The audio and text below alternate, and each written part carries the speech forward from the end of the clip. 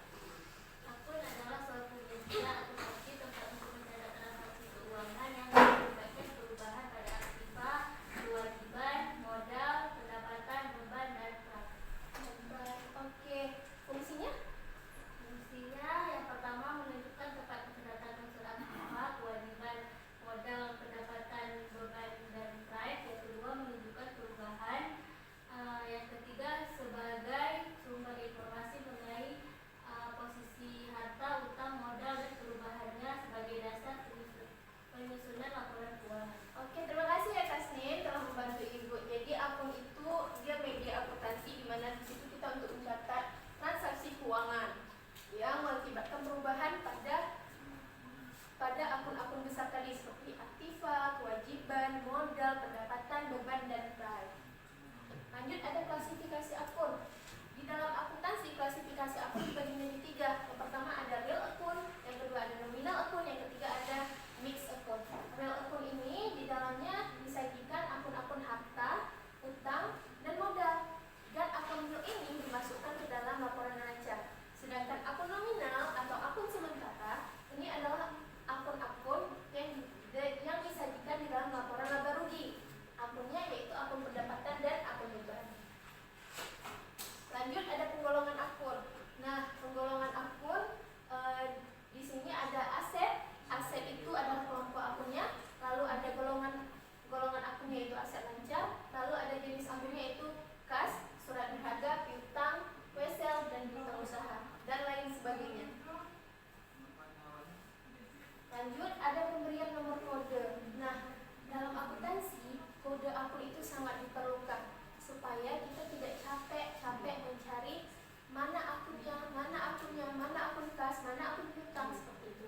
Jadi setiap akun-akun ini dibedakan dengan kode. Jadi hal-hal yang harus kita perhatikan ketika kita membuat kode adalah yang pertama, kode akun dibuat secara sederhana dan mudah dimengerti. Lalu kode akun ini dalam penggunaannya harus konsisten. Dia tidak boleh berubah-ubah. Hari ini kodenya 1, besok kodenya 2, besok kodenya 3, itu tidak boleh. Jadi kalau misalnya hari ini 1 sampai seterusnya akan 1. Selanjutnya, jika ada penambahan akun baru, usahakan jangan mengubah kode yang sudah ada. Nah, macam-macam kode. Di dalam akuntansi ada bermacam-macam kode akun. Yang pertama ada sistem numerial. Di sini bisa ada kode nomor berurutan, kode kelompok, dan kode blok. Lalu ada sistem desimal, sistem mnemonik, dan sistem alfanumerik. Nah, setelah kita tadi pelajari seluruh materi, kita masuk lagi bagian jurnalnya. Nah, kita siapkan buku jurnal atau buku harian. Kan tadi ada transaksi nih, transaksi tersebut kita tulis ke dalam jurnal. Jurnal itu apa sih? Nah, jurnal itu berasal dari bahasa Prancis, yaitu jurnal, yang berarti buku harian. Jurnal ini merupakan catatan pertama setelah adanya bukti transaksi. Baik, ini ada jurnal yang dibuat setiap kali ada transaksi. Itu ada 2 jurnal, jurnal umum dan jurnal khusus. Hari ini kita membahas tentang jurnal umum. Ibu mau, Linda, tolong kasih tahu ibu dan teman-teman apa sih itu jurnal umum? Jurnal umum adalah formulir khusus yang dipakai untuk mencatat setiap bukti catatan transaksi berupa penerbitan dan pengkreditan secara kronologis beserta penjelasan-penjelasan yang diperlukan dari transaksi-transaksi tersebut. Jurnal umum dibuat setiap hari selama ada transaksi keuangan dalam perusahaan. Nah, terima kasih ya Linda. Nah, jurnal umum ini harus dicatat secara kronologis. Apa sih maksudnya? Maksudnya dia itu catat per tanggal. Dimana misalnya hari ini tanggal 1 ada kejadian hari ini, nah dicatat. Jangan nanti tanggal 1 dicatatnya di tanggal 5, yang tanggal 5 dicatat tanggal 10. Itu tidak boleh. Dia harus kronologis sesuai dengan kejadian, sesuai dengan tanggal terjadinya transaksi. Lanjut, ada fungsi jurnal umum. Nah, fungsi jurnal umum itu ada 5. Yang pertama ada fungsi historis, fungsi pencatatan, fungsi analisis, fungsi instruksi, dan fungsi informatif. Nah, ini ada bentuk jurnal. Nah, ini bentuk jurnalnya. Bisa dilihat ya. Itu ada kolom tanggal, ada nomor bukti, ada kolom keterangan, ada kolom ref, ada akun debit dan akun kredit. Jadi di kolom tanggal itu yang ada huruf A itu diisi dengan bulan transaksi dan tahun, B-nya itu diisi dengan tanggal transaksi, lalu ada C diisi dengan nomor surat. Itu bisa dengan nomor cek, nomor faktur. Nah, lalu